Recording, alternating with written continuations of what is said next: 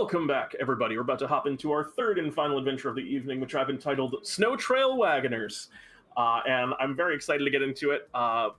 And before we do, as always, we're going to introduce our heroes. And we have a nice group. We might only have three tonight. We'll see, pending. But we do have Cloaking Dagger is back once more with us. Dagger, how are you doing since your last adventure that I talked to you 2 seconds ago? This is strange. Is this sort of special circumstances or something? It looks like Bartholomew's just swamped with requests tonight, so you got asked to put in an overtimer. I mean, as long as I still get paid. Yeah, you also have the opportunity to rest, so you'll be at full health and everything when you go in. Bartholomew's beds work wonders. You get that long rest and a short rest. Welcome back, Dagger. Now, Granny's Serialmassacre, the Stitch Queen, is with us as well. How's it going, Granny? It's going quite well, thank you. Have you been doing a lot of knitting in preparation for the? I mean, I guess it feels. I mean, the answer is yes. My question is actually, how much knitting have you been doing in preparation for the winter season? I think I have enough sweaters and scarves for those who might need them. Well, I'm very glad to hear that. I look forward to seeing you get to bust out some of those sweaters and scarves and things. Granny, I think you might need them tonight, as apparently it's going to be bringing you through a pretty frigid mountain where you'll be adventuring today. So hopefully you're bundled up.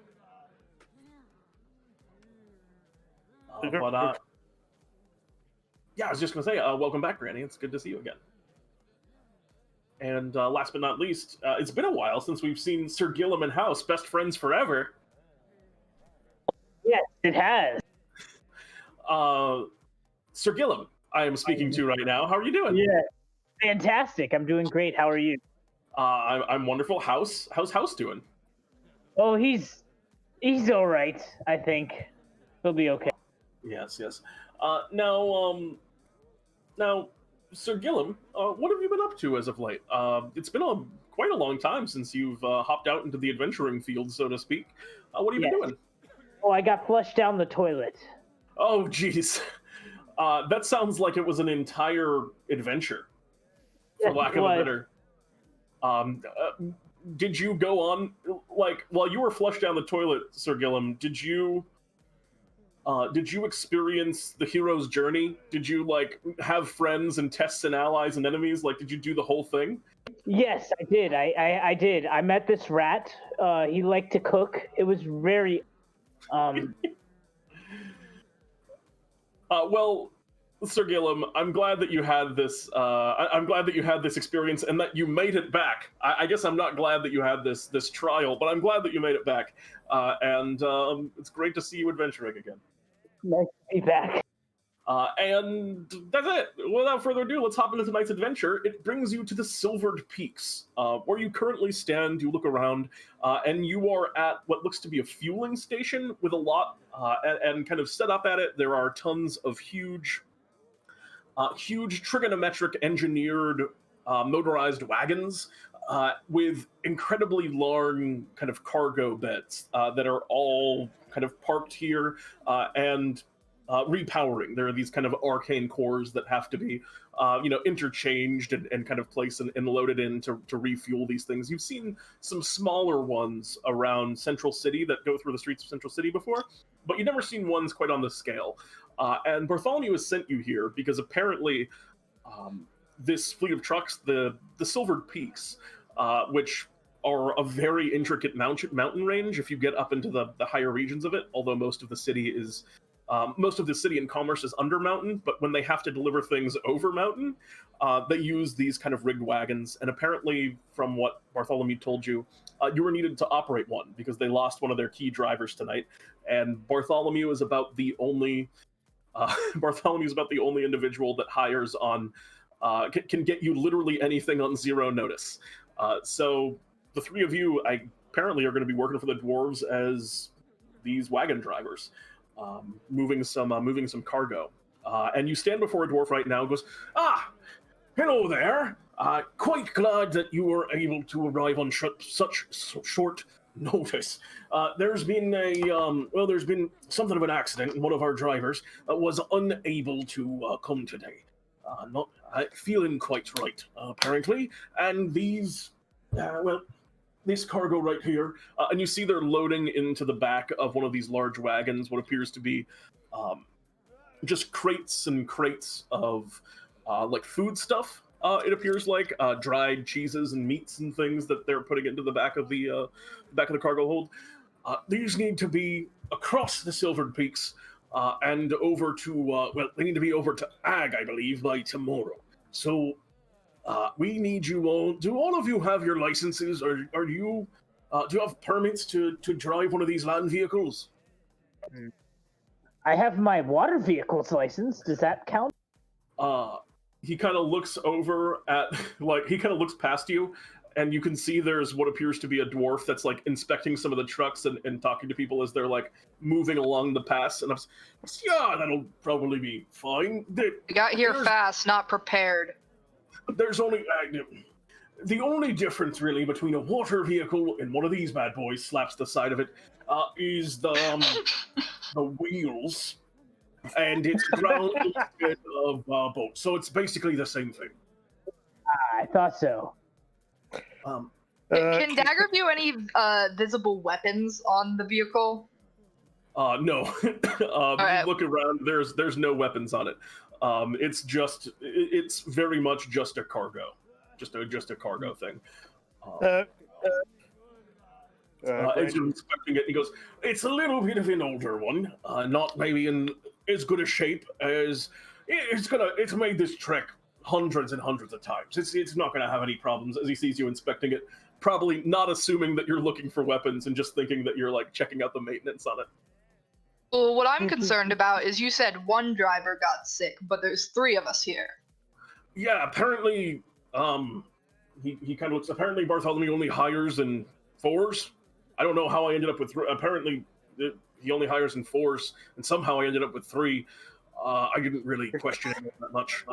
That stinks sometimes. Granny pulls a stitch servant out of her bag. Well, this should make 4 for now, but don't think it'll be any use if there's any trouble on the road. But okay, so that's the 4 he was talking about. That makes sense. Just to bring this over the pass, it's just a straight road. It's a bit dangerous. Okay, so here's the thing. Most people train their whole lives to kind of operate one of these and then be able to navigate it through the treacherous peaks and turns and twists of the track here.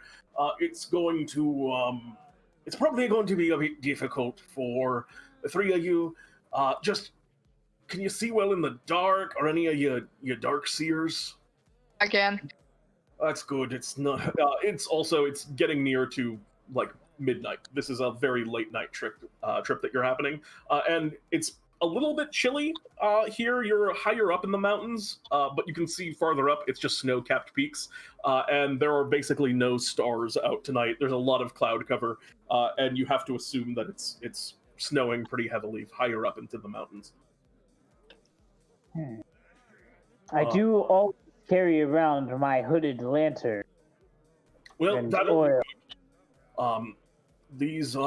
that'll be good if maybe you could like tape that to the front of the wagon, and that'll Sure. get you there. We haven't gotten the we don't usually bother with the lights because we're an old dwarven sort of transport unit, so most of us can see pretty well, and we're used to the conditions. But there is a radio, if you're interested. Have you heard of radio yet? It's a relatively new invention.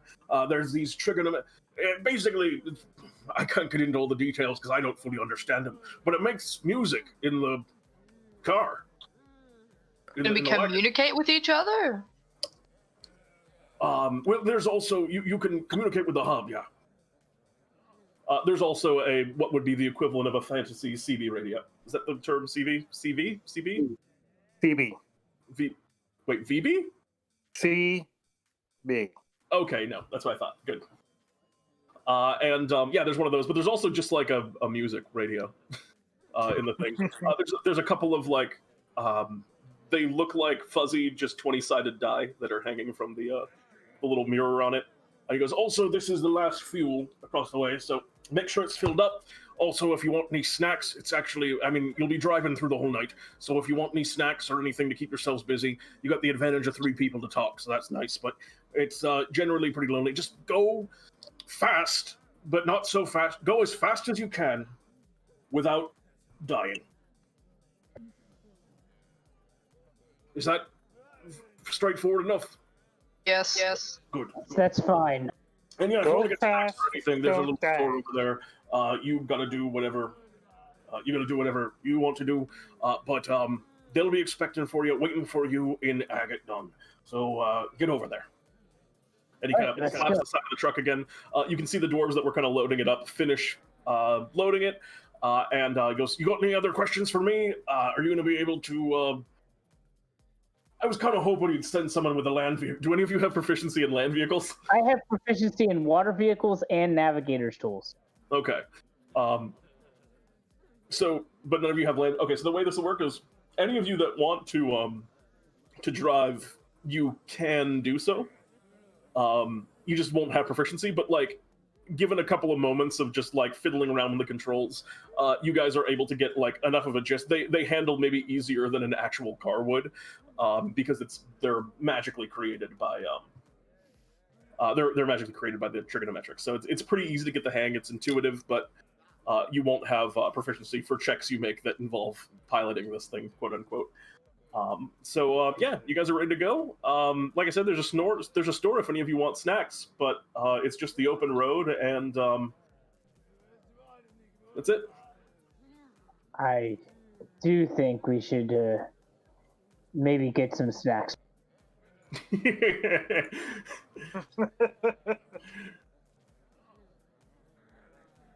And I'll go to the shop and get some snacks. All right, what do you get for snacks? They got everything. It's all relatively cheap, and a lot of those snacks, like, you can see some of the dwarven snacks are like, they definitely sell like tankards of ale here, which is not maybe the best idea, but I don't know. The dwarves seem fine. Like, you've seen some of the dwarves work from the city of Ag before without ale, and you know that that's really bad. So somehow it must be an improvement for them, but maybe not recommended for y'all.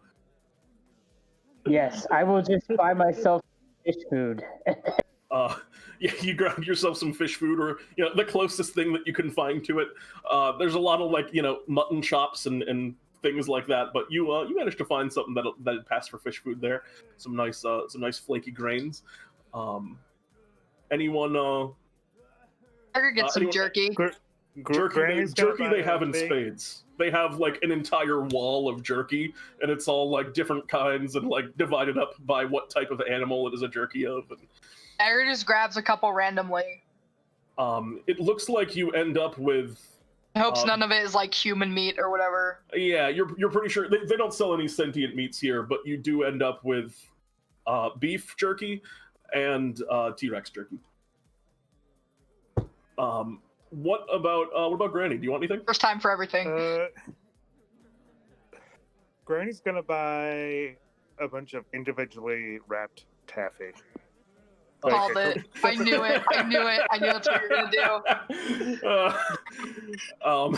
It's very good. You grab some taffy. You guys pay for all your snacks, and you want to hop in the car, or hop in the extended cab wagon. Yes. Yeah. Dagger's down to drive. Hold on, it doesn't need to be extended cab. I can fit in a small space without squeezing. Yeah, well, it's also just has the huge trailer of stuff behind it as well. But I forgot that extended cab usually refers to the cab like a dummy. Yeah, are you? So who's driving for one thing? Which one of you would Dagger like would to be drive? down to drive. You can also go in shifts too. I could Granny, navigate take a turn. or drive. Who's so just driver's seat, shotgun, and then I assume someone's sitting in the back seat. Or I guess also you could, if you're I can also squeezing. sit in the front seat. I don't squeeze. Hold on. How does this work? Hold on. You forgot your own feature. Hold on. You can move into a space that's large enough for a creature one size smaller than you to enter. So yeah, you can kind of squish rather than squeeze in between the two, the front and the passenger seat, if you would like. Which I guess would mean that is Dagger driving and then Granny, you're riding shotgun? Looks like it. All right. Dagger, you take a moment, familiarize yourself with the controls, and this big kind of 18-wheeler here, fantasy 18-wheeler, roars to life, and you begin to kind of roll forward. As you get up to the dwarf, there's like kind of a line of trucks that are waiting to like get onto this road. You guys seem to be one of the last ones in line, like basically everyone who's departing for the night is departing now, and it takes you guys a little bit to get there. So you can see there's a dwarf just kind of like doing inspections as you get up to the area, and as he comes up to your car, he goes, "Like to see your license, please." I present my my license for the water vehicles. I like that. I like that Dagger's driving, and then you kind of lean over and show him your water vehicle license. You can see the dwarf is decidedly very tired. They're just kind of like, they're barely even kind of registering what's going on. I want you to go ahead and make me. This is. I feel like this is just an unskilled charisma check. This is just raw charisma to see if you're just able to kind of like bullshit and get through their own like tiredness. Me or Gillem? This would be Sir Gillem. Gillem. Who's just showing. Sir Gillem. This would be Sir Gillem, who's just showing the water vehicle's license. You kind of pull it out, and he goes, "Yeah, all right, go on." And then he kind of stops and he double checks and looks back at it, and he sees that it's a water vehicle license, and he kind of, "Can I see that for a moment?" Sure. He takes it down. He looks at it. "This is a boat license." Yeah. Aren't these the same thing? That's what that guy said. He kind of looks back. He kind of looks back at the person that you're pointing towards. And he kind of like holds up the license and does like a shrug motion, like, "What are you thinking?" And the other guy kind of looks back at him, and you see him go. You see him like rub his hands together and then mimic the motion of him drinking. And the other dwarf goes, "Oh yeah, they are basically the same, aren't they? Okay." And he hands it back up to you. He hands it back up to you, and he goes, "All right, move along," and slaps the side of the truck. I can't believe that worked. Yeah, you guys are cleared. All right. Let's get going. Yeah, you begin your ascent as you slowly begin moving up the winding and twisting path up the silvered peaks and over. At the beginning of your journey, it is just it's very windy. Very quickly, all of the lights and any kind of sights of the door. We did tape the hooded lantern to the front, right? Yeah, I'll assume that you did that. I mean, I don't need it, but like. I will even say, go ahead and make me a survival check on taping that hooded lantern, Sir Gillem. Okay. With a 20, not only do you tape the hooded lantern, but you have like rigged up a rope system, so you're able to like pull open and close the hood from inside the car. So you can turn it on and off, in essence. And it's casting some light out in front of you. I mean, with the wind and the snow, it's not enough, but you're always able to see basically about the same. Oh, what's the radius of a hooded lantern? It's 30 feet, something like that. Let me I think see. it's that. I won't count it as such unless you look it up and it turns out to be. I will. It's pretty significant, which is. You got this hooded lantern rigged up, and you begin climbing the mountains. The roads are. You're learning the higher and higher you go, that the roads here are definitely slick. As you move up into the. It is a 30-foot radius of of bright light and an additional 30-foot radius of dim. Okay, so you're basically about to see pretty much the same as Dagger here. Or actually, Dagger, your vision's slightly extended by the light, for what that's worth. But yeah, the snow is coming down. You're able to see forward ahead, and there are the tracks of numerous trucks that have already gone through here. But the farther up you go, you get the impression that those trucks are gaining on you because you're a little bit tentative with the controls, and like snow is starting to cover up over their tracks through the snow. So the road's getting kind of slippery and slipperier, and you're having to go slower as you move forward. Visibility is, I mean, you have that light that's kind of shining out the front, but visibility is very much also obscured by like the blizzard that's essentially coming through here and the whipping winds. But as your journey kind of begins, you're in okay shape. I would. Do you guys turn on the radio? Do you guys use the radio at all? I'll put Sure. channels. Yeah. All right. You pop on the radio. I can use my navigator's tools to help us guide us. You can see there's like some like jaunty like banjo music almost that's just comes through as soon as you hit. There's just like this dial that you turn and it just flicks and starts coming in through the car. What did you say that you were doing, Sir Gillem? Navigating through the storm. I'm assuming we have some form of map or something.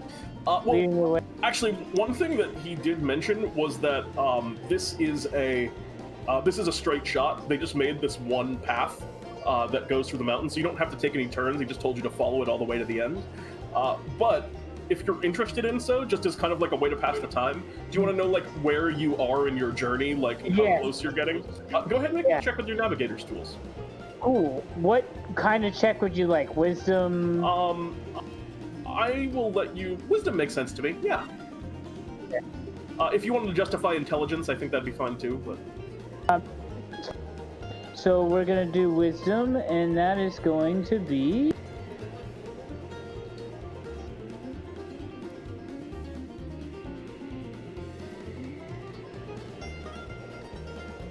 a 10. A 10. Yeah, you're following along, and you're getting a pretty decent idea. Like, you're not sure, like, in the greater landscape of the Silvered Peaks, like, what part of the mountains you're in, but at least just following that one road, you get the impression that, like, as time goes on, like, I'd say that you've been driving at this point for maybe, like, a couple hours, even, and it's just been kind of, like, this slow, steady ascent, and you get the impression that you're about a quarter of the way through where you're currently at as you're reading the map. What's Granny doing all this time? Granny's knitting. Yeah, Granny's just knitting. Oh, wonderful. Would you make anything in particular? Oh, sorry. What are you working on? Granny's working on a blanket. So this is more regular knitting. This isn't any special. This isn't magical knitting. It's just like the starting of it. Like okay. It's not like very big or anything yet. It's just not knitting any servants or anything right now. No. It's just normal knitting. All right, yeah, you got a nice blanket going, and you're churning your way through that. At this point, I would like all of you to make me. I would like all of you to make me perception checks. All right.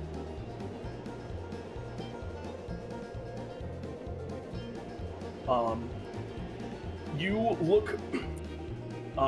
looking out, and actually all of you would have disadvantage on this perception check because of like the extreme weather conditions. So sorry to not mention that up front, but you would need to pull disadvantage. You're good. Granny, 16. Sir Gillem, I got 12. I was wondering where yours. Dagger, did you roll yours? And it's just not. Yep, and then I had to roll a second time, so that one's gonna be even. For future ones, it might be better to just do /roll d20 in chat to just get it immediately, and then just add your modifier by hand. So 6. You're driving, and maybe the worst person to not quite see as well, because you're the one driving.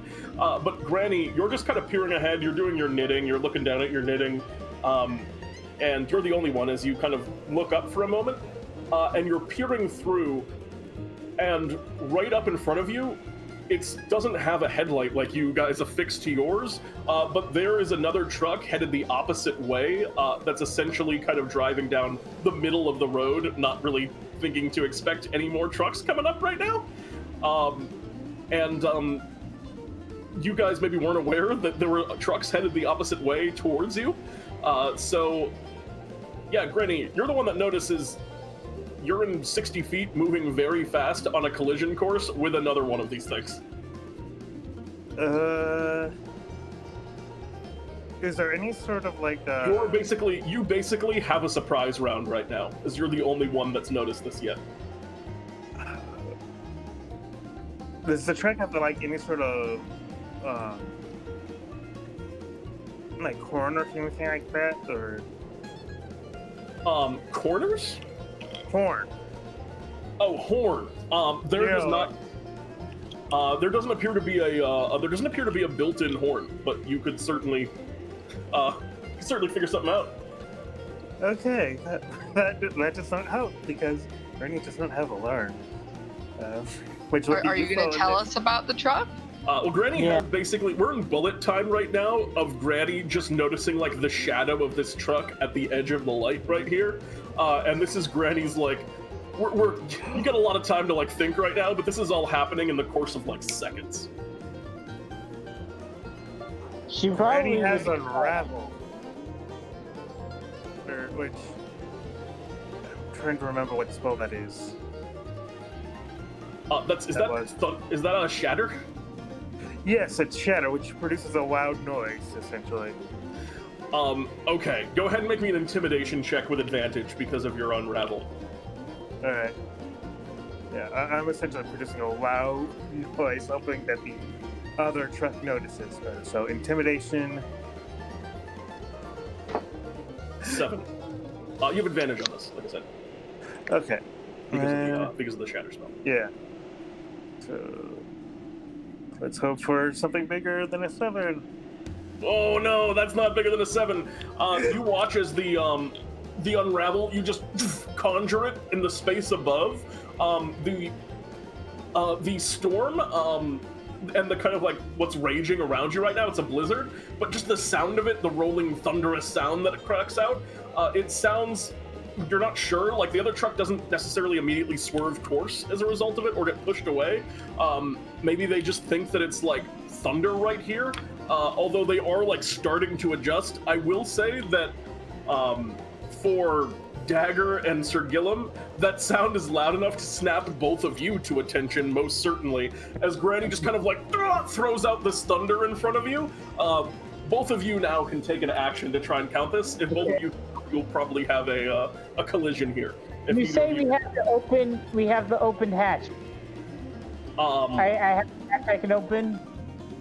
Hatch you can open to what? Oh, wait. How wide is this road? The road is barely wide enough for 2 trucks to get through. Right. For the lantern to get on and off. You said I had a. Oh, you can turn the lantern on and off. Yeah. You have like a rope that you've tied up to it where you can like adjust it. Okay. So there's no way of getting out of this, opening the door or anything. There's no way of doing that. I mean, you could dive out of the truck, but then your truck would crash. That's not a good. That's not what I'm trying to do. Just opening something so I could throw something. Yeah, you could. Oh yeah, you could definitely throw something out the door or whatever. Okay, I'll throw a barrel at the other truck.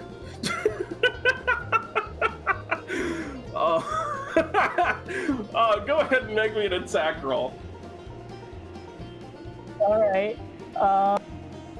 Let's go with that. Yeah, it'd be a strength-based thing. I mean, it's not a net, but you toss a barrel.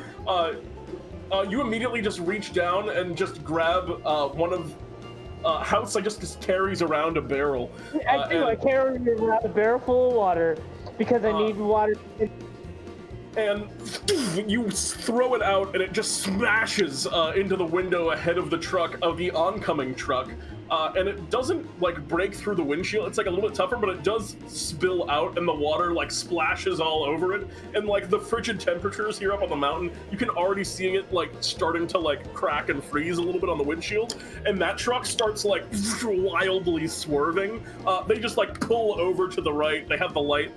There's like a lot of sensory stimulus happening at once.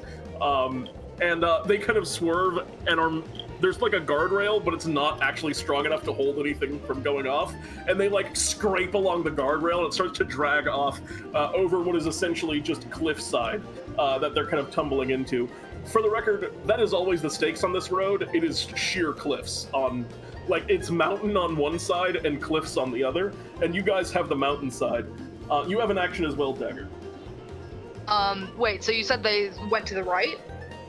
They're on cliffside right now. They swerved over towards cliffside and are in danger of teetering off. It's also a little bit wider now, where you might be able to just like successfully steer, or if you have some other action to just completely open the road up for yourself, you can do that too. Well, I would say if they're all the way on the right, I could just drive through. Yeah, go ahead and make me a dexterity check with advantage to control the vehicle, and I'll let you always use dexterity for this. To control the vehicle. So go ahead and roll me dexterity with advantage to make a maneuver.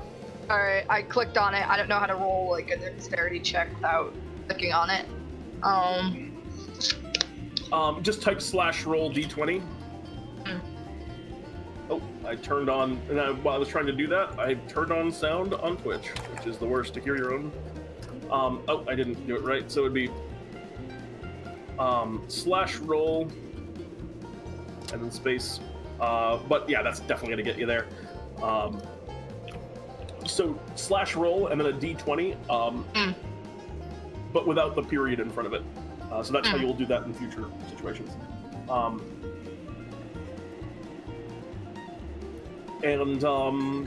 So you, as soon as like Sir Gillem just tosses a barrel at the front of this car, it swerves to the side, you pull over to the right, you feel just like a light scraping along the right side of the mountain, not enough to like damage or like rip open the cargo hold or anything, but you pull a little bit along the right and the two trucks kind of barrel on past each other. You hear the dwarf shout some type of dwarven expletive at you, but it's just lost to the wind and breeze and chaos, and you can't quite make out what it was. As the radio just continues to play this really upbeat banjo music as you guys are just almost die on the mountain here.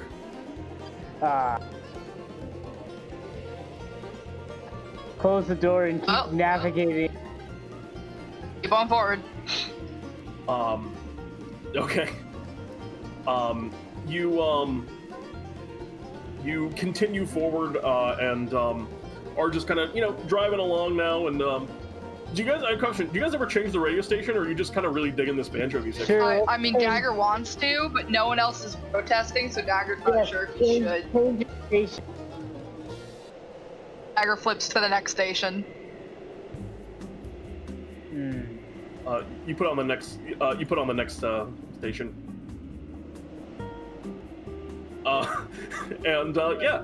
You guys are now just kind of continuing to drive through along on your truck path, as I can you. Yeah, just look, the girl from Impanema. As you continue, you can see that now that you're getting deeper and deeper into your journey, the twists and turns are getting just sharper and more intense, and you're having to, like, Dagger, I have a question. You're the one that's in charge. For starters, you've been going now for maybe, like, after this kind of incident, you travel along for another chunk without any real significant danger, other than just having to go very slow. Do you guys switch at any point who's driving, or do you guys just have Dagger keep maintaining? I mean, Dagger's fine with it. They're not feeling fatigue.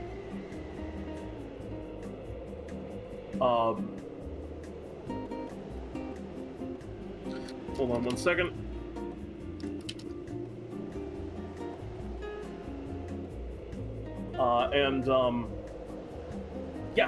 You guys, as you guys are just sort of, rolling along, and like I said, things have been quiet for some time now. You hear what sounds like a rustling noise in the cargo hold. Could someone go check on that? Granny is gonna go check on it. Wait, can we access the cargo hold from the inside? That's a great question, and the answer is there's like a little bit of a door on the back side of the cabin, and the cargo hold on the top. It's like covered over with like a tightly put down tarp, and you can kind of like peer into the top of it from where you are, but you'd have to make a check to like actually climb out and into the cargo hold. But Granny, you can just like look down into it. Granny's just gonna look down into the cargo hold and see what she can see. She has dark vision, surprisingly. As you look down, you can see now stirring what appears to be. I don't know if you've ever adventured with Farzu before. Farzu, the big boss, Papa Farzu, I believe was the full title. Yeah, you can see your fourth adventurer apparently got here early and just passed out in the cargo hold of the truck. You just hear that. Dagger says from the front. You hear that loud kind of snoring coming, and yeah, Granny, you found your fourth adventurer. They were here the whole time. Well, it looks like we have a stowaway. The real adventure was the Farzu we found along the way. Farzu, I think it's Farzu. Yeah, Farzu. I don't know who that is. Are they part of our? Are they with Bartholomew? I think so. I think I've heard of them before. All right, well... Farzu, you stir a lot at the sound of your own name. You kind of wake out of the slumber. And you remember, yeah, Bartholomew sent you here to just basically drive this truck over the mountains, the Silver Peaks. Yeah. I'll let the Scrubs handle that job. It seems like they've been doing perfectly fine. Oh, I guess I might as well do something. I had a good nap. It's busy work, training the new recruits.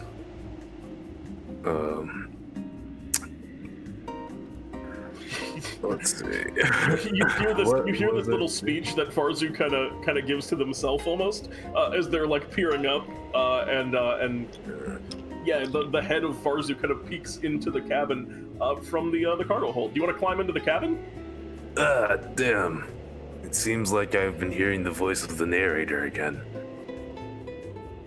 I should stop talking to myself out loud. This is really weird.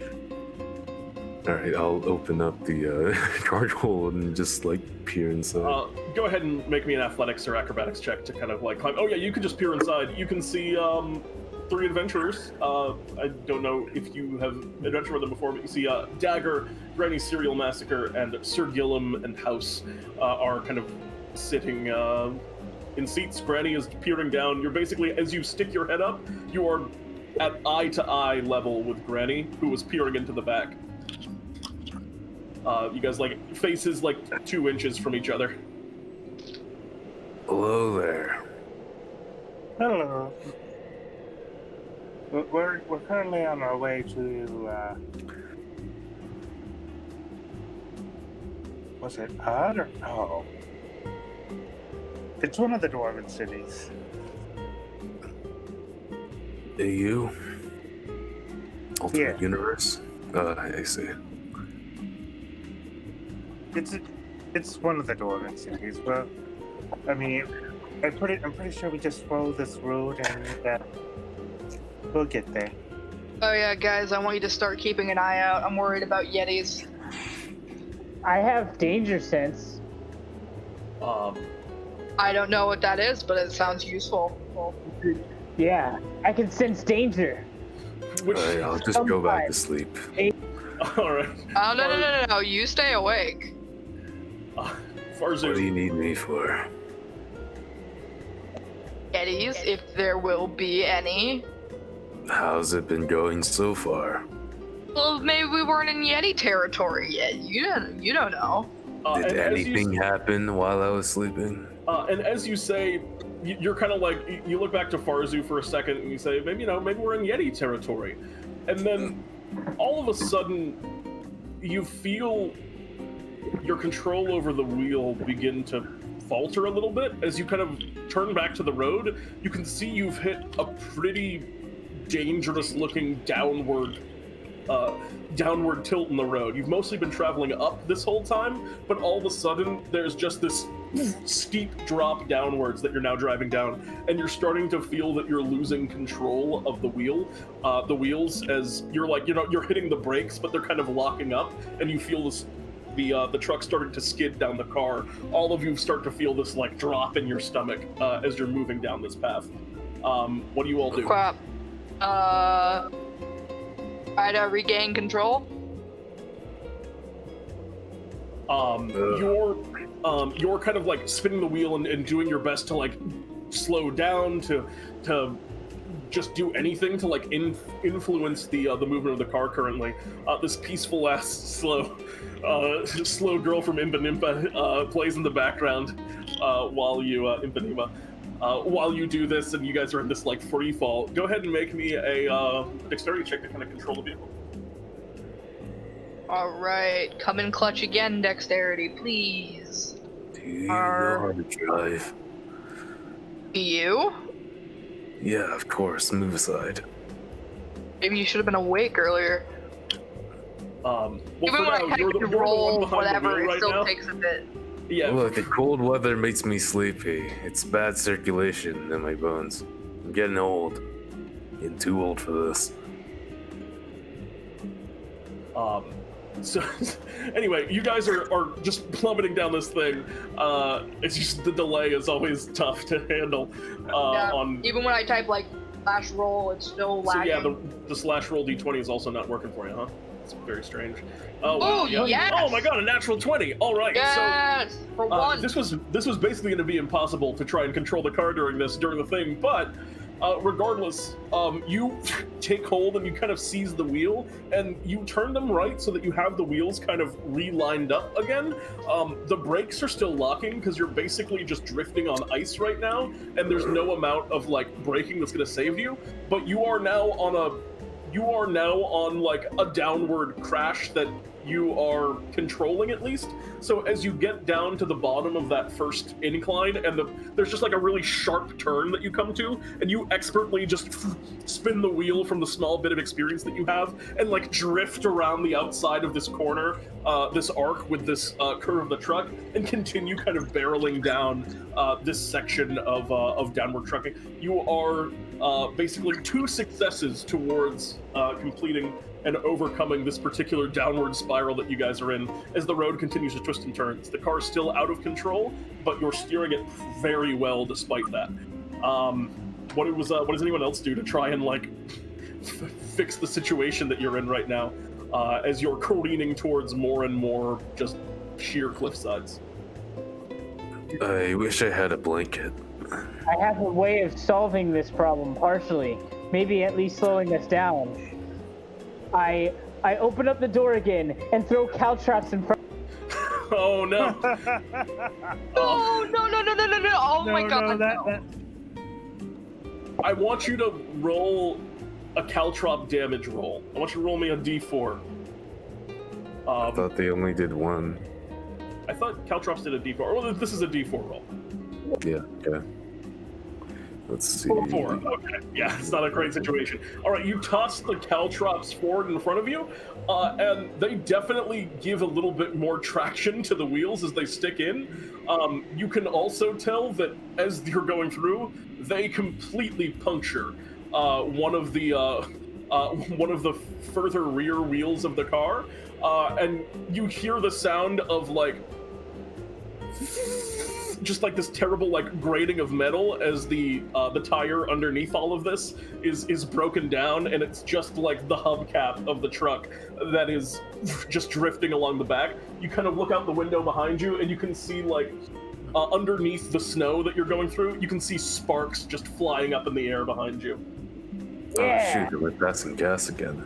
You're going slower now, though. So you get up for that. I'm going to give you both a success and a failure because you made the truck less drivable, but also slowed you down. So. Does anyone know how to change a tire? Or if we even have a spare in the first place? I do. Granny has mending, so she might be able to fix it. There's nothing to fix. The tire's gone. But Do we have a spare tire? No, but I have a barrel. Your guys are still careening out of control, by the way. Just to be clear, you guys are still in tough shape. The music is lulling you into thinking it's not happening. Granny, do you have an action you'd like to take, or Farzu, for that matter? I can turn off the music. Do you go over and you want to go hit the radio? Is it like far away? You can lean forward into the cabin and hit the radio for your action if you want. Nah, it's too much work. Okay. Is there a spare tire? There is.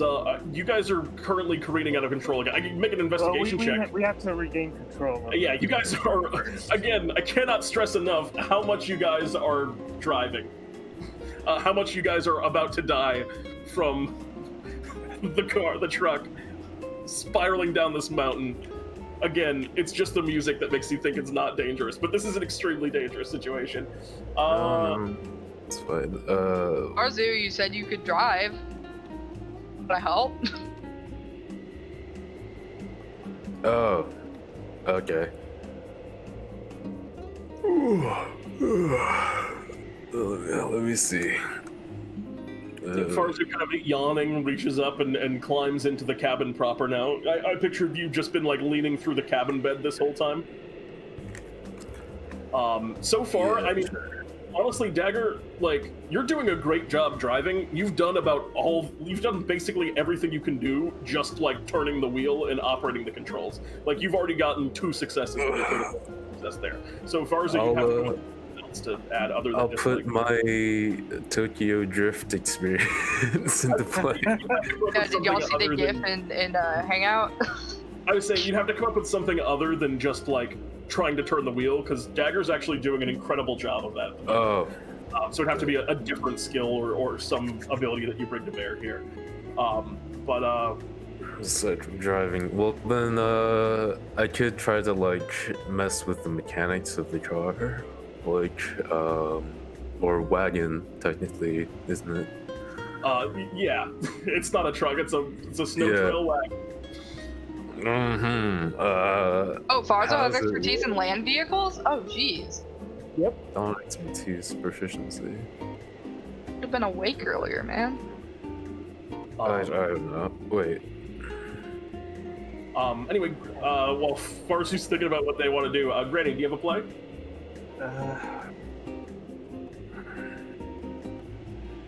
Whatever. He really does not have a. Granny does not have a play here. Whatever, Granny's got nothing. Granny's drawing blanks. You guys are just continuing to careen down the mountain. Like, Dagger, you're like making these like huge like arcing turns around corners and doing your best to like control things as you're like picking up speed, even although some of it was dampened by Sir Gillem and Haupt's caltrops and the sparks coming up behind you. You guys are literally 1 success away from regaining control over the car. I can navigate us through the day. If you can explain to me how your navigator's tools would help you here, because I see that more as like a big picture, kind of like knowing where you are on the map thing, rather than plug them in. I'll be a GPS. Basically, I'm saying, okay, this is the safest route to get us the heck out of here. We need to go. I think there's only one route. You know what I think you could justify? Wait, I think like Granny you has look. the taffy. Wait, Granny, you got a play too? No, Granny's taffy. The taffy Granny got earlier. Oh, you take a bite of taffy. No, Granny throws it like out of the truck, hoping that somehow it'll help slow it down somehow. Granny, in this moment of chaos, you toss the taffy outside, and then you kind of realize that it's probably fruitless. It is just a small piece of. It's better than nothing. Yeah, Granny tosses the taffy out, like, just throw the baby out with the bathwater. You just toss the taffy out. But, Sir Gillem, I was going to say, I think you could justify that you're, like, looking at the road ahead and, like, calling out the turns before you get there, using your navigator. Yeah, I think that actually definitely tracks. Go ahead and make me a wisdom check using your navigator's tools here. All Turn right in 50 feet. Yeah, you literally just kind of call out, right turn up ahead, and you start, you're doing like a great job up until the point, and Dagger, you start like hard turning to the right, and you realize the path turns left. You like crash and scrape along the mountainside and definitely deal some damage to the truck. And you guys are now 3 and 3. Your kind of success or failure here will come down to whoever does the next attempt to try and like get you guys back on course. What caused us to start swerving at the slick, snowy roads. Oh. Can you make like one of our little minions like grab onto the wheel or something? I don't know. Or you could send them out to like get in the way of the wheel. Sacrifice themselves? Yeah. What's Could in the Granny cart use again? One of her charges to pull. I don't know if it would work. I mean, go ahead and try it. No wrong answers. In the cargo card, Farzu, there is a there is in the back of the truck what appears to be a just a bunch of crates and barrels of like dried meats and foods, cheeses and things. It's just a food shipment that you're bringing. I could just cast firebolt at the guys, like to the best idea I got. Yeah, it's a completely reasonable idea. Yeah, absolutely. Go ahead and make me a Wait, what are you doing? He's trying to like melt the ice. Use firebolt to like melt the ice in front of you on the road and make it like an easier grip, which I think is actually a very good idea. Go ahead and make me an attack roll with your firebolt. Like, I don't think this is you just throwing one firebolt and stopping it. This is you like leaning out the side and just hurling firebolts in front of you as you go. Go ahead and go ahead and make me that attack roll. With firebolt. If I started earlier, like I could start melting the path farther ahead, and by the time we get to it, I'd be melted. 22 is absolutely going to hit. I see you snuck attack the road with that firebolt. Of course. The road never saw it coming. So yeah, I'll give you that sneak attack damage. So anyway, 22 is a success. And as you're like throwing firebolts, just clearing off some of the snow in front of you, eventually, Dagger, you who have been at the wheel find traction, and you are able to bring the car to a halt, still at a little bit of an angle. The skidding kind of broken wheel behind you,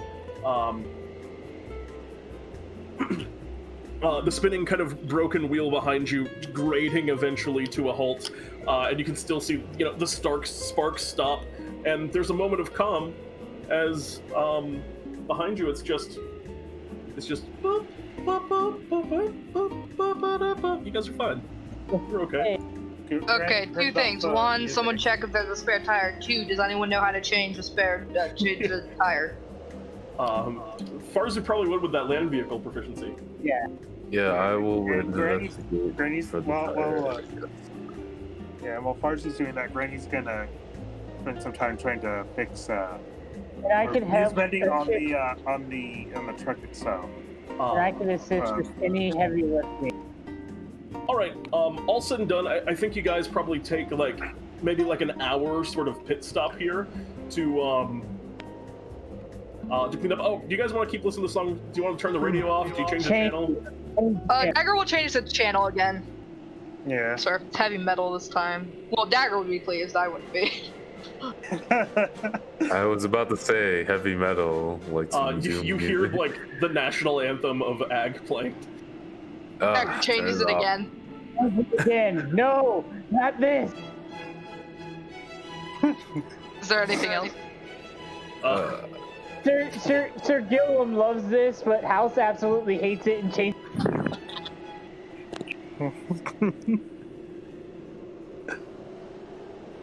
Yes. Is it not playing? Now it is, yes. It's just quiet. I hear it, but... I hear wind. Oh, yeah. You put on you change the channel again. And while this is going on, you guys take some time and you clean up the truck. You go ahead and repair the wheel as best you can. Looking into it, there's a spare wheel, but it's not as good of a it's not as good of a wheel. It's just kind of like one of those donuts that you put on that's meant to leave you until you actually get until you actually get a real wheel. So the truck's maybe a little bit lopsided on the back right where you guys popped the tire, but it's all right. Take the net and wrap it around the wheel to make it a little bit better traction.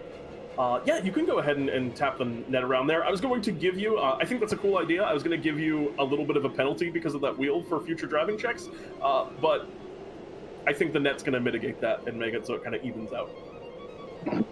We could use chains if we have any. That's what they do. Well, I have a net. I don't. Yeah, Granny nets. can pull chains out of her Dagger leaves the chains at home. bag. Wink, wink. No, just kidding. Yeah, Granny, do you just kind of like, oh, I have chains? Yeah. I have. Yeah, she's gonna use her ability. I have just the thing to pull out some chains from her bag. Yeah, you Dagger watch looks at Granny like, the frick? Yeah, Granny just like reaches in the bag and pulls out like pounds and pounds of like heavy metal chains that Granny just kind of tosses onto the ground for you guys to thoroughly chain all the tires if you would like. Wait, how many charges would that be to?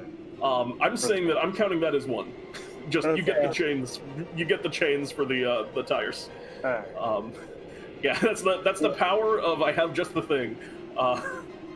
And yeah, you grab your chains and anything else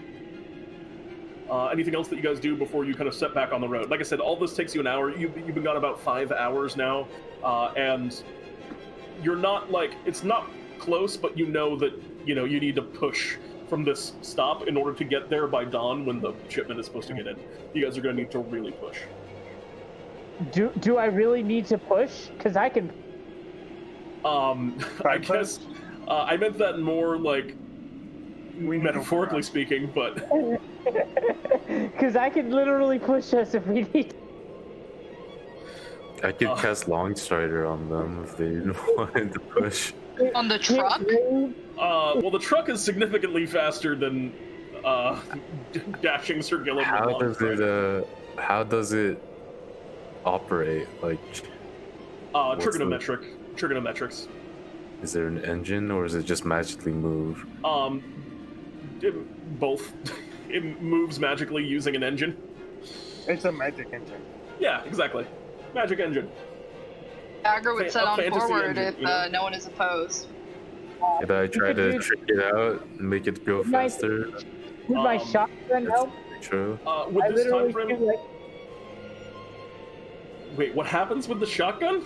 I literally shoot lightning. Could that somehow give us a power surge or something? Just Let's let Farzu be land vehicles expert. I could just go full on like mechanic on it. Check out this wagon. Yeah, I think you haven't done anything yet, so why don't you go ahead and make me a check with your proficiency with land vehicles, Farzu, to see if you can improve the engine at all here. As while this is happening, like while you're putting on the chains, while you're like repairing the sides and stuff. Go ahead and make me a land vehicle proficiency check to get things going. 21. Yeah, you're working with this. I mean, it's a pretty complicated piece, but you get in there. Do you have like a wrench that you carry around, Farzu? Like, what's your mechanic situation? I have you got your crowbar. Yeah, that tracks. You go in and you're not so much able to like add like a nitro booster or anything to it, but you do see that there's just a lot of parts here that are like pretty worn and beat up, and so you tighten up the screws. You just give things an overall tune-up to keep things running a little bit more smoothly on your next trek outward. Let's get going then. And you guys continue your journey forward, and yeah, the rest of the journey as you're kind of moving forward is calmer than it has been. Yeah, you guys go for another little chunk of time. Granny, you begin. I imagine you enjoy some of your saltwater taffy. You guys start busting into your snacks. Yeah.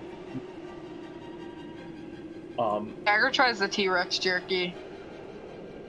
The T-Rex jerky? It's pretty solid. It's what's the word I would use? It's maybe jerkier than most jerky. Like it's somehow even tougher than the average jerky, but it gives you a lot of time to really chew it, and it's got a very full flavor underneath that. Obviously, it's heavily laden with spices, as most jerkies are. Do you guys keep the radio station on, or do you guys change it? No, this is good. You guys are enjoying this one? Yeah, okay. Yeah. Yeah, you guys make it another, I would say, hour to an hour and a half or so. Business as usual. You pass by a couple other trucks. Maybe there's a couple of close calls, but you're getting better at handling the vehicle.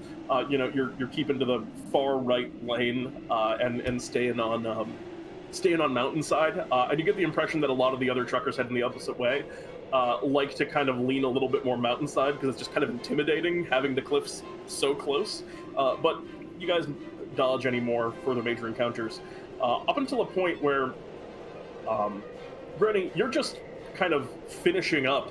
I'd say this is the point. You're an expert knitter, and you're just finishing up this blanket, which a 5-hour truck ride finishing a blanket is pretty impressive.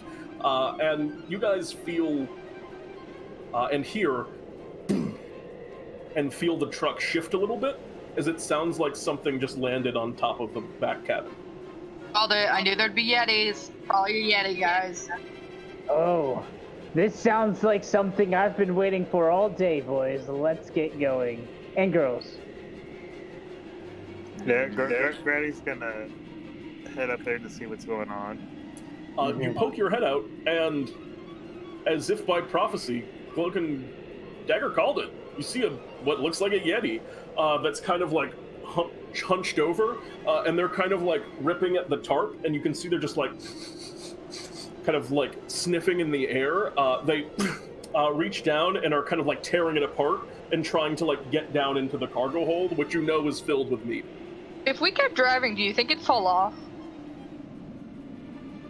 As you ask that question, you hear another thud as it drops down, as it tears through the tarp on the top and drops down into the cargo hold. Granny, your eyes peer down into the hold.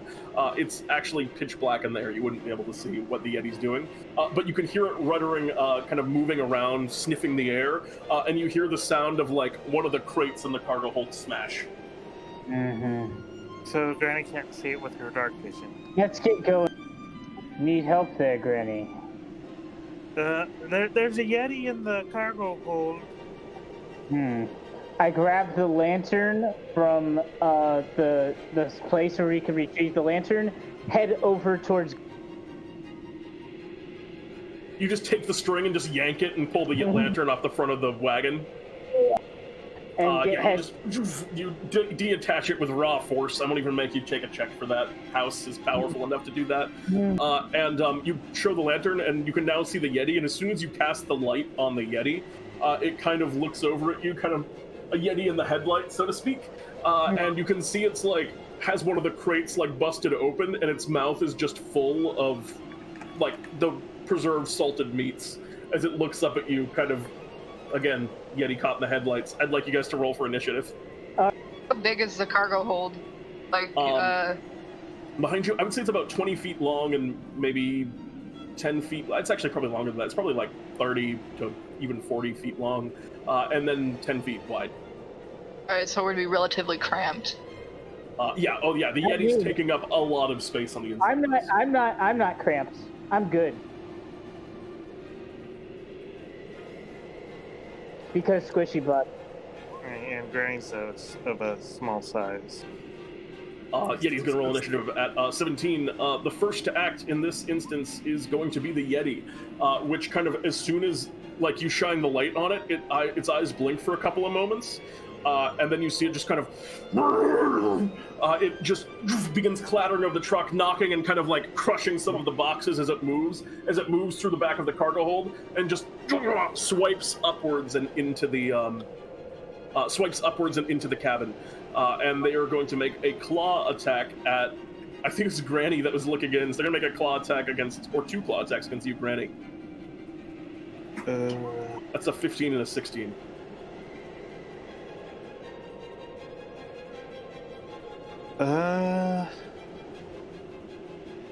Granny will.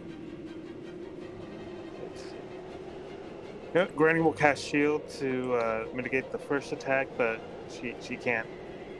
Not the second one. So. Okay, so the first one misses, and the second one's going to hit for 14 points of damage total. As we move next in initiative to... actually, I'm sorry, it has one more action it can take. It's actually going to make a chilling gaze. It's going to look over at you, Sir Gillem. I would like you to make me a Constitution saving throw. Actually, our House, I guess, would make the Constitution saving throw, and House is probably pretty good at those. Yeah. Yeah, you succeed. You don't even take half damage from this effect. You watch as House, the Yeti, kind of looks at you for a moment, and you see its eyes kind of covered with this blue frost, and you feel like a coldness come over as the Yeti looks at you, but the moment passes and you are unaffected and are not affected by any more chilling cases for the rest of the day. That's going to bring us next in initiative to... who's first? Sir Gillem, actually. Yeah, sweet. Rage. Yeah. Go down. Yeah. I have 40 Wait, you're a feet of movement. barbarian? Yeah, I have 40 feet of movement. Wow. So, am I able to get up to it with my 40 feet of movement? Oh, I mean, the Yeti's like 2 feet from you. But Okay. the thing is if you want to like get a good angle on him, you would have to like make an athletics check to like push past into the cargo hold. Oh, I could do that? Or could I just...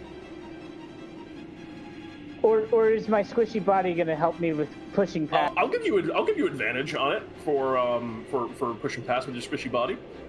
Okay, sweet. So that you said athletic check? 26. 26. Yeah, no problem. You push past, and Gillem kind of catch yourself. You're now like behind the Yeti in the hold proper, and the Yeti looks kind of back to you. What do you want to do? I can still attack. Yep. That was just a free action to like try and get into that space. Okay. 23 and 13 are going to both hit, actually. For a grand total of 12 and then 14, so 26 points of damage. The Yeti does not like that all that much. No siree. Anything else on your turn? That should be it for right now. As the Yeti struck for, again, a huge chunk of damage in one turn, like thick blood, kind of just a very like deep red blood kind of splatters on the inside of the cart, and you can hear from up above, it lets out this like terrible roar, howl kind of sound, and you hear it like echoed from higher up in the mountains above you. And that's all for your turn as we move next in initiative 2. Dagger. What do you want to do, Dagger? I shall attack. Do you want to try and acrobatics your way into the cargo hold, or are you going to try and make like an awkward attack like from the cabin into the cargo hold? Acrobatics. Go ahead and make me an acrobatics check. 19 is going to get you there. Oh, sorry, I didn't mean to have it on It doesn't matter. advantage, Yeah. I mean.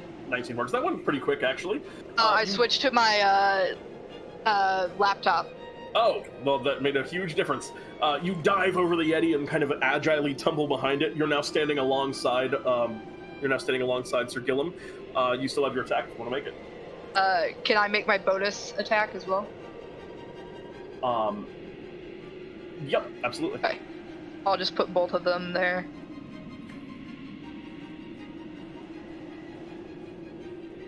Uh, 14 and 15 both hit. Ooh, alright. So I shall use a sneak attack on the first one. Yeah. We're kind of all within 5 feet of each other in the cabin, Oh, yeah, in the cargo hold. You definitely got the sneak attack. 20. And then roll the second damage. Gotta turn the sneak attack off for this one. Oop. 13 points of damage. So oh my god, 33 points of damage. With 2 swift strikes, the Yeti, 2 more like very clean cuts, and the Yeti is now like staggering in pain. It's like, it's nearing defeat, honestly, at this point. Anything else on your turn? Nope, that's pretty much all I can do.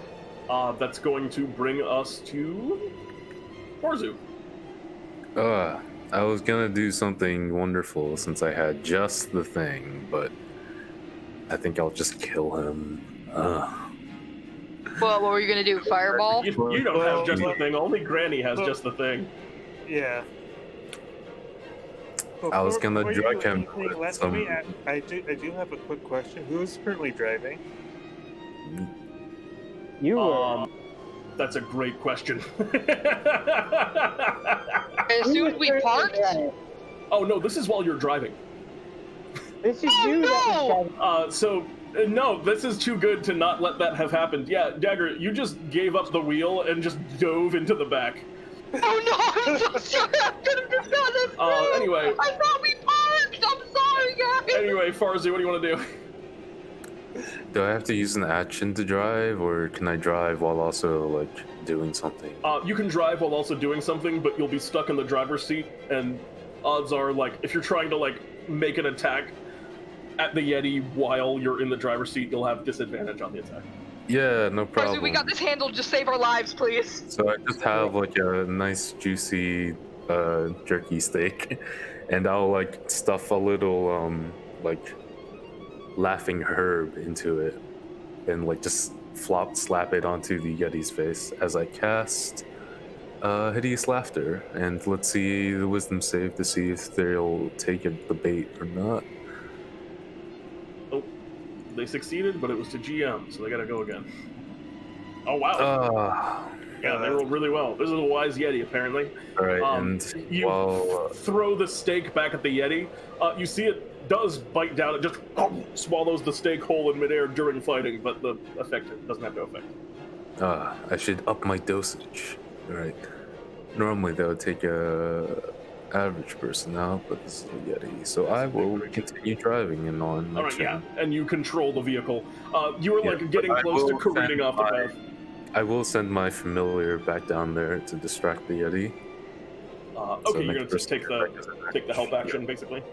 Yeah. All right, that's gonna bring us to Granny. What do you want to do, Granny?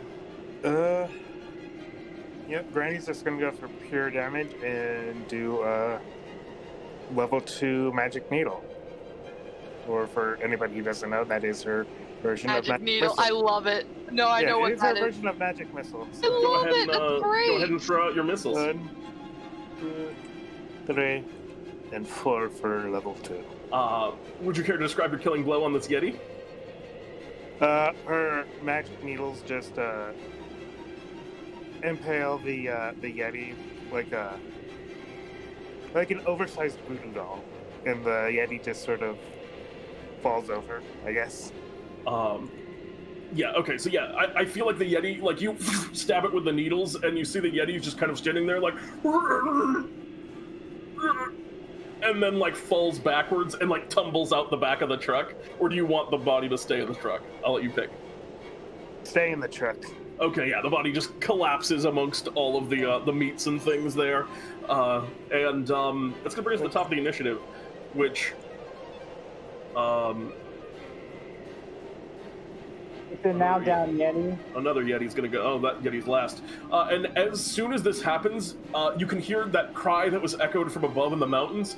I was about to say, did it sound like it was an echo, or was it another Yeti? But it sounded like it was another Yeti. And 2 more Yetis actually crash down. You can see one that looks to be like about the same as the one you just fought, and another one that's absolutely huge, that's leaning over I mean, in this case, an abominable Yeti, but just very obviously you can tell that this is like a pack leader, or a clan leader, or whatever the unit of Yeti is. Wait, we're in the cargo hold. Did they land in the cargo hold? They crash down into the cargo hold. Did they land on top of us? No, they don't like land directly on. You guys don't have to make deck saves. The cargo hold is very big, and they push past. But as the very big Yeti lands in there, it's almost like too big for the inside of the cargo hold. You can see some of like the sides of the truck are being like pushed open, almost by its weight, and like the back tires are. You're riding very low in the back right now, with the Yeti just weighing it down, and. That's all. There's a Yeti in queue. The little Yeti goes at the same time as the other little Yeti, or regular Yeti, I guess is the word. So that one's going to be first. And as they come in, they're going to make 2 attacks against you, Sir Gillem. Sure, go for it. AC 19. Oh my goodness. Oh my goodness. Nope. Not even close. And then they're going to use their Chilling Gaze. I need you to make me a Constitution saving throw, Dagger. Me? Yep. Uh-oh. Oh, wait. I clicked it on the wrong place. That's 12 damage if it affects you. 16, you succeed. And you cannot if another one shows up, I accidentally hit it on the computer. Okay, yeah. Not my laptop. No worries. Whichever one, I just count whichever one I see first, so. Yeah. You succeed, and that's all for that Yeti's turn. That turn for him as we move next to, it is... You, Sir Gillem. What do you want to do? You said the big one is near us? Yeah, both of them. The little one is kind of in front of you. The big one's like leaning over it and behind it, taking up a huge chunk of the back of the truck. Okay. So let's go with another I guess I could just do this. Yeah. Do those hit? Okay. Are you going after? I'm sorry. You're going after the small one that's closer to you, or are you trying to move past it to the bigger one? Oh, okay. Sorry, the small one that's close. Okay, great. Yeah, both of those are gonna hit. Yeah. So that would be 17 and 14. A crisp 31. Not a bad turn. Wait, I have one more thing. Shotgun. Wait, how much damage did you just do? 31 in 2 swings. And wait, but I just saw like 4 shotgun. attacks. What was that? He just has like a flat bonus to damage that he's adding separately. So it's Yes, okay. I have a magic charm. Just looks more. The lesser charm plus my rage damage. Plus, I did shotgun. It needs to make a dexterity saving throw. ET 14. And they are actually going to succeed on that. Well, so they take half. So they take 2 points of lightning damage. So 2 huge swings, which the Yeti does not like, and then just a little zap. And that's going to bring us next to Dagger. What do you want to do, Dagger? How close am I to the abominable Yeti? There's the one Yeti that's right in front of you, and the abominable Yeti is further down in the truck behind that one, so you'd have to like provoke an opportunity attack to slip by the Yeti. I try to acrobatics it? No, you would provoke an opportunity attack. Alright, I guess I'll deal with this one first. Okay. 2 attacks. Oop. 27 is going to absolutely hit. 17. Oh, almost a crit. So it's 17. Go ahead and roll close. damage on both of those.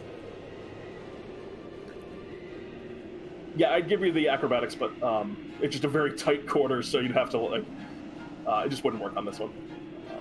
The total is going to be, oh my god, another 24, 35. You guys are having some high damage rounds. As this Yeti is, oh wait, he rolls health separately. I just giving him the health of the other one. This Yeti is actually barely still standing.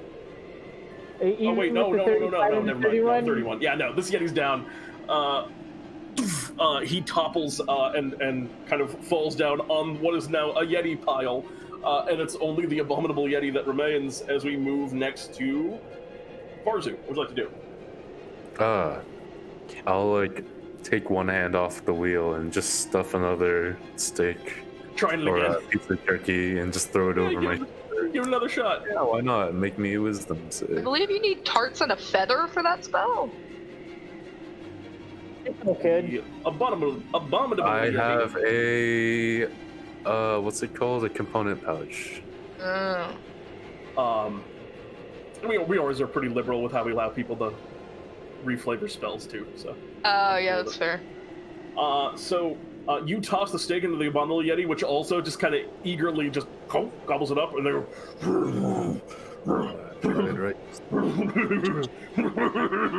Oh my god, you did it! And they kind of fall and kind of collapse onto the back of the truck, and they begin like slamming their knee. They're like rolling around in fits of laughter. The truck itself is like heaving back and forth as it just kind of like gets thrown, almost tipped with each like roll of their laughter.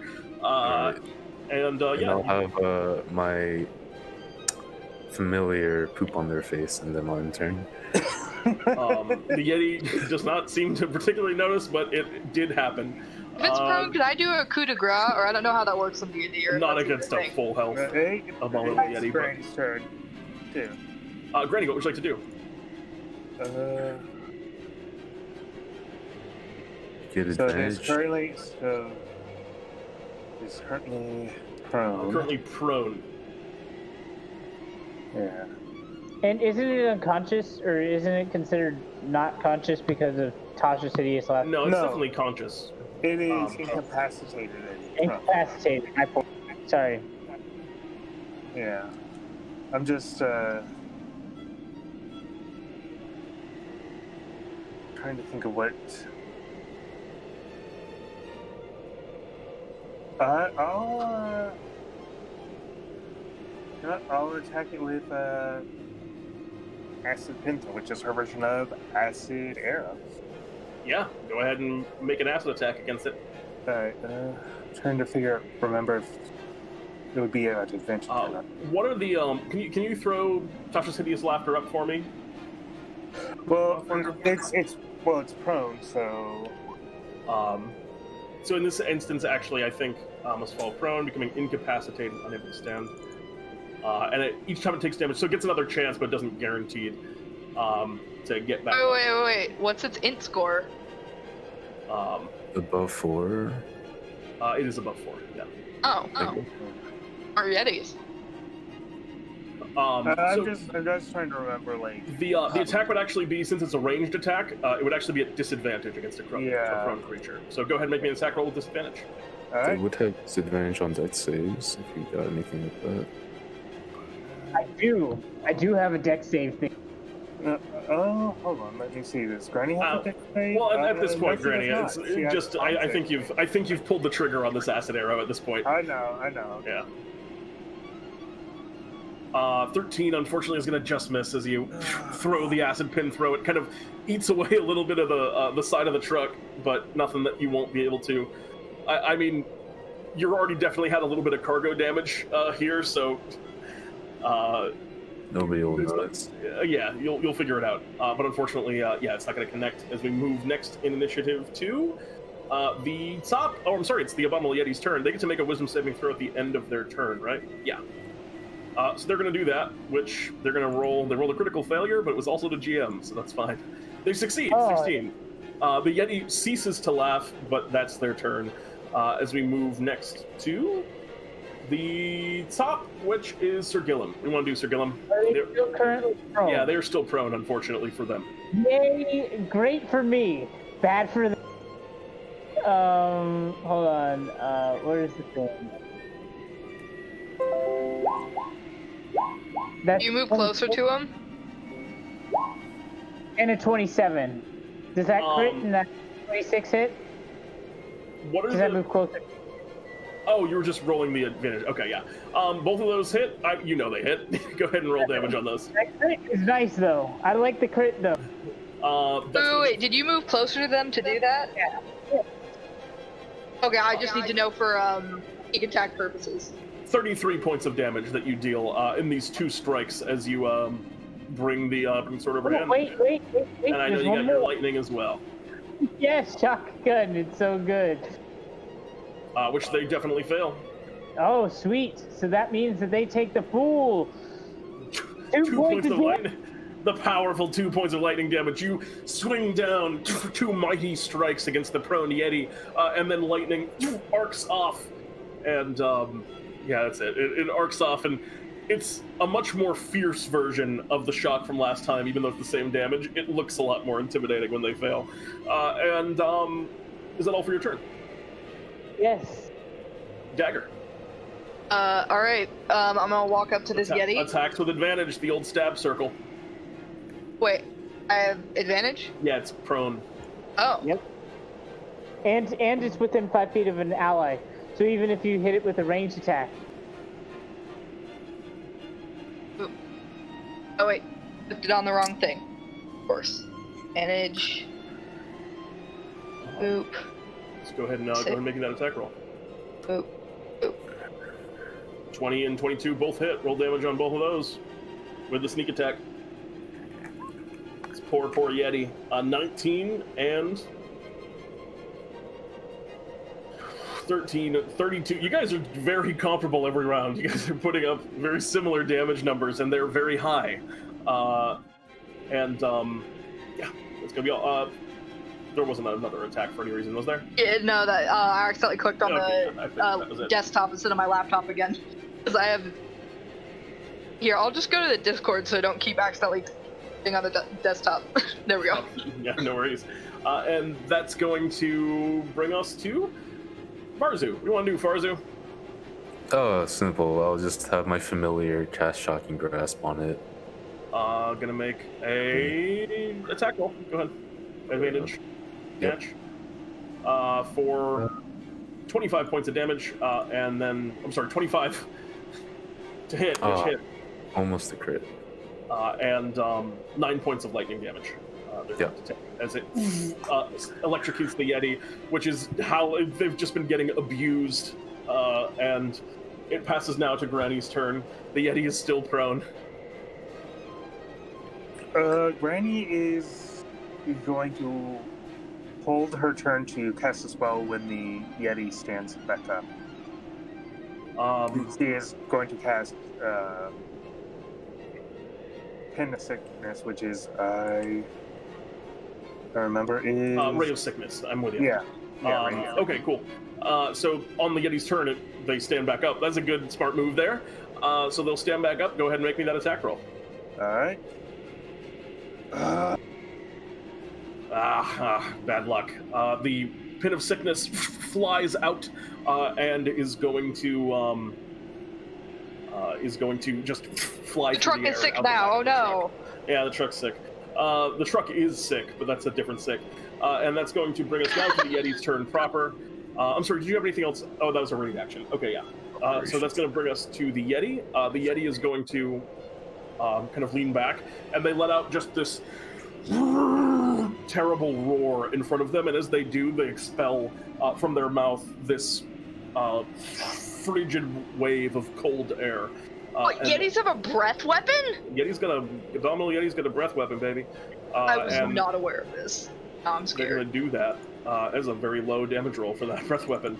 But I need everyone to make me a Constitution saving throw.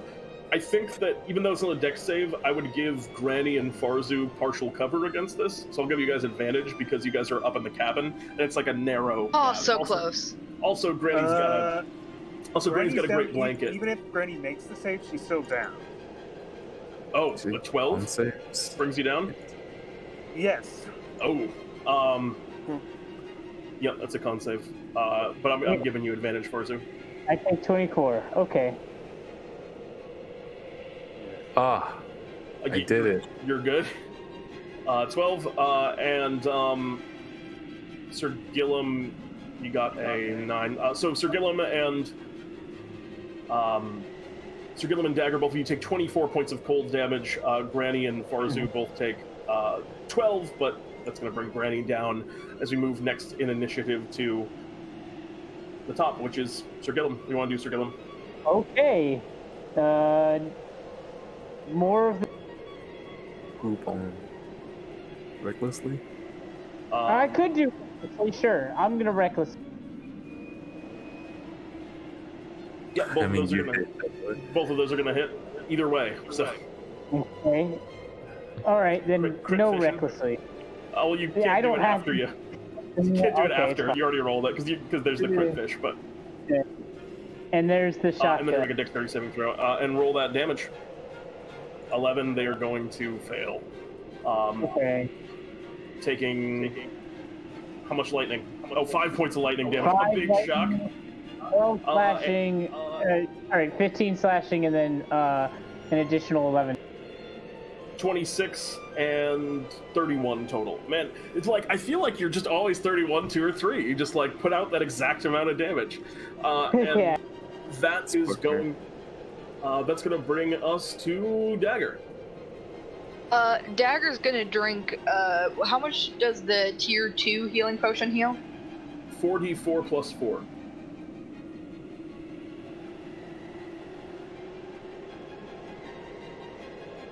$17 points of healing. All right. All right. And Dagger's gonna stabby stab. Go ahead. Turn on. The Yeti's pretty beat up at this point, so you may have it. Oh my God! I assume you're going to sneak attack on that one. Yes. Yeah. Go ahead and roll me that crit sneak attack. The Rogue Dream. So that's going to be 18 and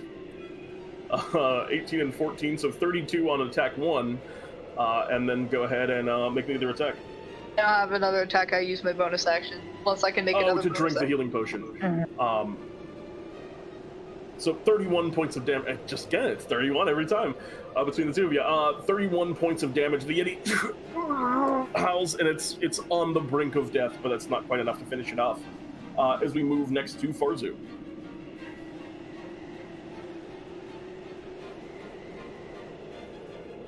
Farzu, what you do? What's the play, Farzu?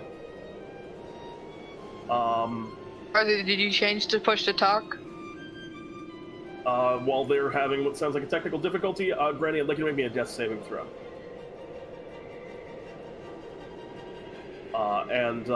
Granny, you have 1 failure, and that's going to bring us next. Farzu will just pop into initiative when they come back. It's going to bring us to the Yeti's turn, which is going to swing down at you, Sir Gillem.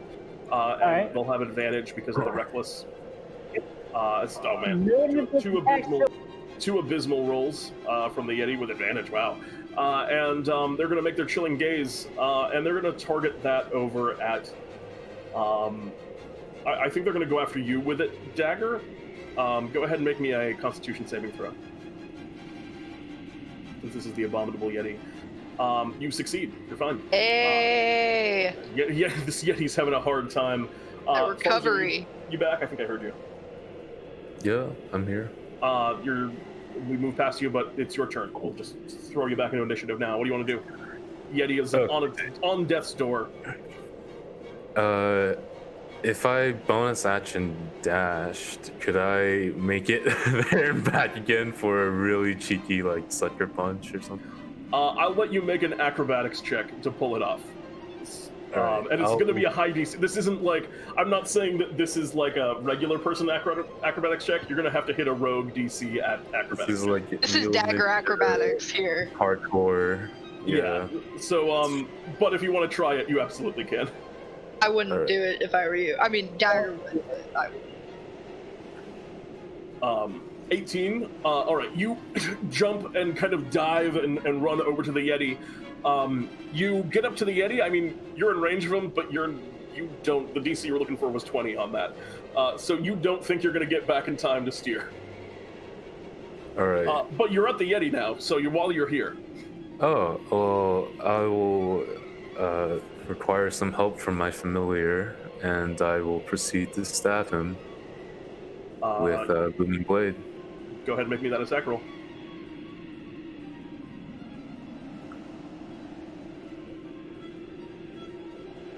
If it will load? Question mark?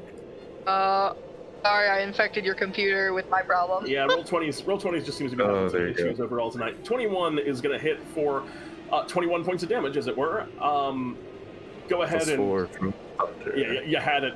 You had it at 10. So, would you care to describe your killing blow on the abominable Yeti? So I've had enough of this, ruckus. I was about to turn this thing around, but then I realized we're still going somewhere. All this happens, Dagger dashes to the front, take control. sure, if like this is the end, so I'll just like, whip around, get up off the driver's seat, and like one jump from the front of the vehicle to the back, just stab all the way to him in like a single lunge, breaking the sound barrier, going boom with the booming blade, and just pierce him, impaling him in the chest. And with that dubstep style, boom, as you strike into the Yeti falls backwards slowly, and you have successfully slain the Yeti. And there's just a big old pile, aside from all of like the smashed carts and the damage to the truck, there's also a big old pile of Yeti that are now just in the cargo hold. As you guys kind of, I think to some extent, you guys are in pretty okay shape. I assume at this point, Granny is resuscitated. Get them resuscitated and then have, I guess, mending the rest of the broken stuff. We're one Yeti short on the count. No, you got. No, we have 3 Yetis.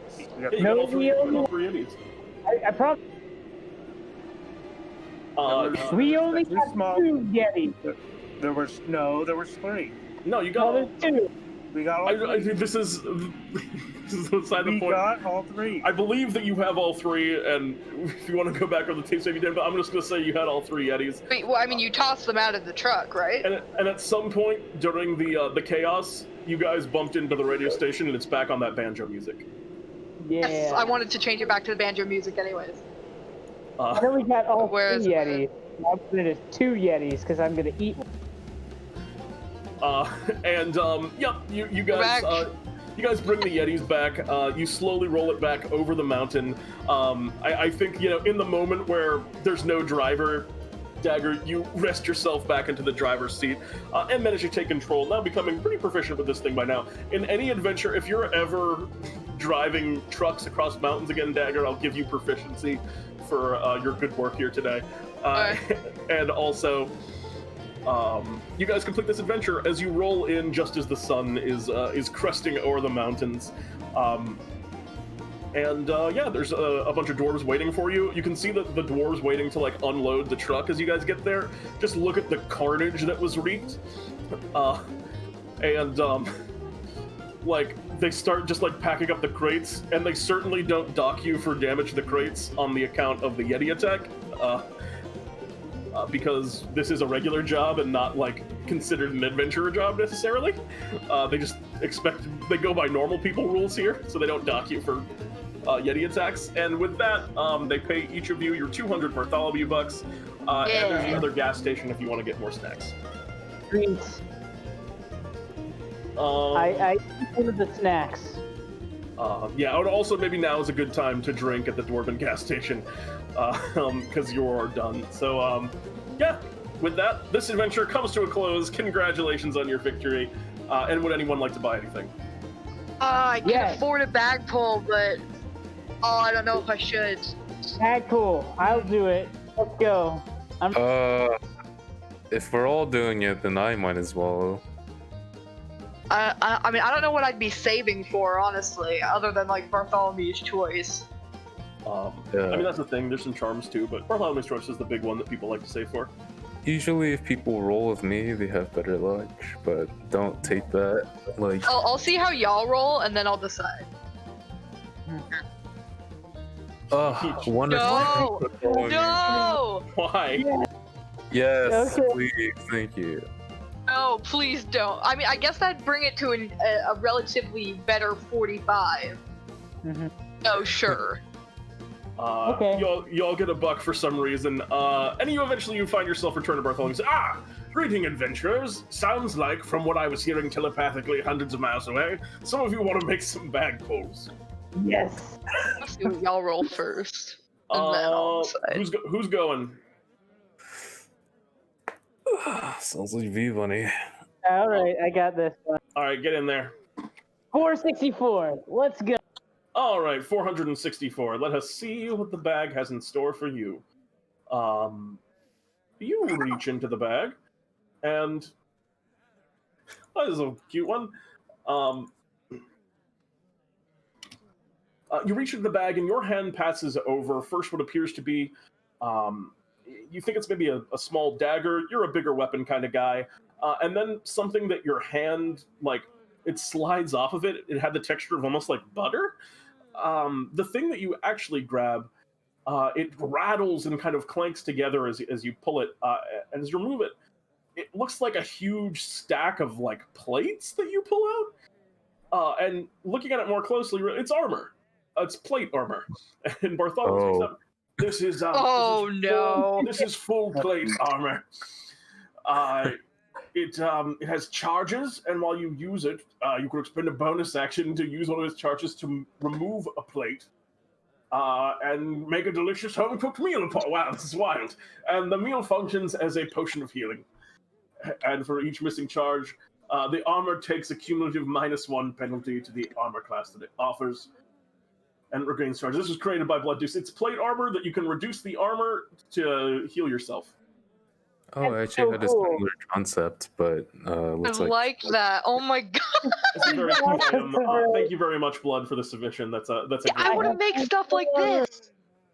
That's going to. Who's up next? Who wants to get something?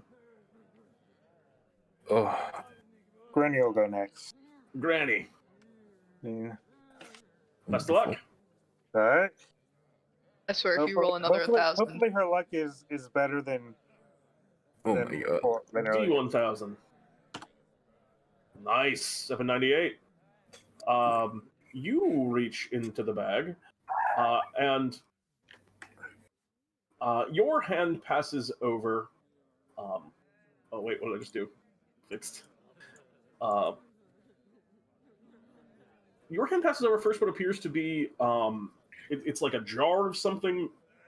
It's got a lot of weight to it for what feels like a liquid inside of it. The next, your hand gets kind of cut on some kind of saw-like object, which doesn't really interest you either. What you grab, it feels more like a spell-casting implement. And as you pull it out, it appears to be a rod. And Bartholomew speaks up. I believe this is another one of those classics, as they say. This is it's actually very in Granny's wheelhouse. Is a rod of creation. It is an ornate cedar rod that you see before you. It has depictions of benevolent gods bestowing gifts to their followers on it. And Bartholomew speaks, while you have it, you can just cast a creation spell with it once today and just make stuff. It's actually very much a lot of. It's like almost more potent. It's a rod of creation. You can cast creation with it. That is the rod of creation. Can I get anything for anyone else? Yeah. No, you go first. Okay, but if I do, then that means you have to, whether or not I get something good, right? Yeah, no, I'll do it. Okay. Stuff for 45 Bartholomew bucks until I play I'm deck. feeling real spicy. Like, let me just do a quick blood sacrifice ritual.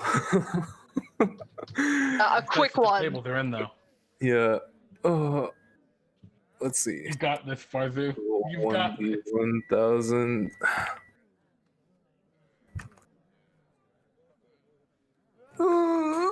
Well, it could have been worse. Okay. Oh, you were 10 off from Sir Gillem. That's funny. It's a funny one to get. You reach into the bag, and I think Bartholomew kind of chuckles first your head, of course, passes over.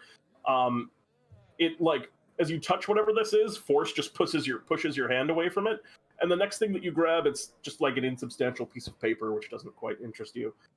You instead grab, Bartholomew goes, oh, wow, we got one of these, I think last time, too. You have, or as might have been the time before, you reach in and you pull out a trident, and Bartholomew speaks up, this is a trident of fish command. It allows you to command fish with it, casting dominate beast from it to command a sea creature that has, or just any beast that has an innate swimming speed. Use it now. Use it here. Use it on Gillem. Do it. Oh no. I use the rod. Dominate. Do it. And you take 5 points of psychic damage, and Bartholomew goes, I'm literally right here. There's no PvP in DnDTime. You know this. And that's going to pass us next initiative to That's what it feels like. That's gonna. Yes, I shall stab the bag to gain its contents. Bartholomew kills you. Oh, But then he brings you back to life, and go ahead and make a pull. 1d1000. Oh, I did it on the wrong thing. Again. /R. D1000. 156. Oh no! Well, there's still some good stuff down there. But I get his lunch. 100. You're still I want his lunch. I don't know what he'll give me for his lunch, section. but I want it. I don't believe his lunch is at 156, but I do believe that what's there is whatever this is. You don't know? Well, I can't remember everything. We've put a lot of things in this bag. I don't remember everything by the title. You reach in the bag and your hand passes over some kind of orb, which rolls away, and then a blade that seems too heavy for you to even pick it up, so you stay away from that. What you grab, it feels to be, it's got about the heft of a spear. And as you unfurl it, it appears to be a pointed umbrella. And Bartholomew speaks of, this is the Justicar's umbrella. It functions as a lance, but also you can, of course, it also sheds light around it. But it also, once per day as a reaction, you can open the umbrella up to prevent you from taking falling damage as per the Featherfall spell. So you've gotten the Justicar's umbrella. It's a magical lance that sheds light and also lets you float like Mary Poppins. Guys, Mary Poppins, y'all. Yeah. I'll get the reference. Guardians of the Galaxy. I'm following you, and that's it. There can be no more purchases. So Jeremy, shall we to the outro screen? Pete, we shall away to the outro screen. Well, to the most glorious screen in all of Pete and Jeremy's D&D time, the last screen. Thanks everyone for hanging out this evening. It was an absolute blast. A lot of very good adventures. Pete, I loved that last one. Ice Road Truckers reference? I loved it. It was I very much enjoyed it. I like Ice Road Truckers. I like the idea of it. I've never even seen the show. I just really like the idea of that show. But one day I will, maybe. I haven't either. Boy. Thank you all so much for hanging out and watching the show with us until, for me at least, 2:40 in the morning. So very late for me, but probably late for a lot of you too. You know, I always feel bad saying it's late when it's like, oh, it's only 11:45 here, but I don't know, it still feels late. It's a long time. I want to give a quick shout out to Andy, the Mathemagician, for subscribing and for following the channel. Thanks, Andy. Welcome to the community. Again, this game that we're playing on Fridays here, we play featuring our viewers. So if you want to jump in and play some games with us, feel free to sign up on the website, and you can jump in next week.